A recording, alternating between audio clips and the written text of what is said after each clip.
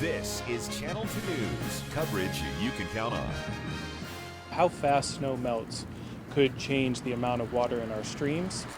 A new study that a warmer climate means our snowpack melts more slowly? What?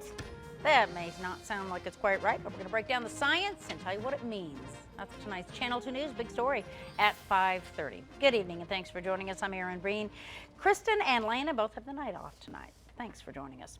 Well, this new study looks at snow melt rates with river flow all across the West, and it includes the Sierra Mountains and the Truckee River. Zach Mooney spoke with one of the researchers today, and he has details from the newsroom. So what does this mean for me, Zach?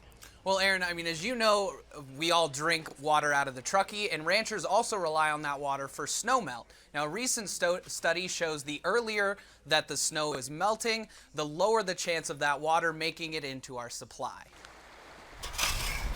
So from this to this, a new study says it's happening earlier in the year thanks to a warming climate, but that actually makes the snow melt more slowly. Sunlight is what really drives melt, much more important than temperature. So the earlier snow melt occurs with lower sun angles, and thus the snow melt is slower. Lower angles meaning shorter days. Shorter days, less sunshine. So again, warmer climate equals slower melt.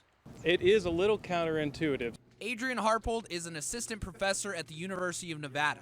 He worked on the study with other scientists out of Colorado, and the team looked at results from all across the West. So the Sierra Nevada definitely is an example of this response, as well as parts of the Rocky Mountains and the Cascades in the Northwest.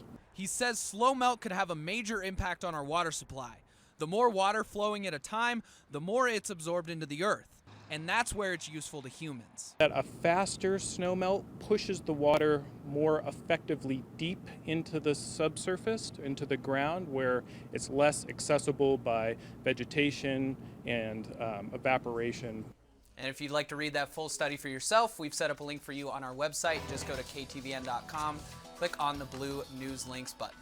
Covering the big story live in the newsroom, Zach Mooney, Channel 2 News.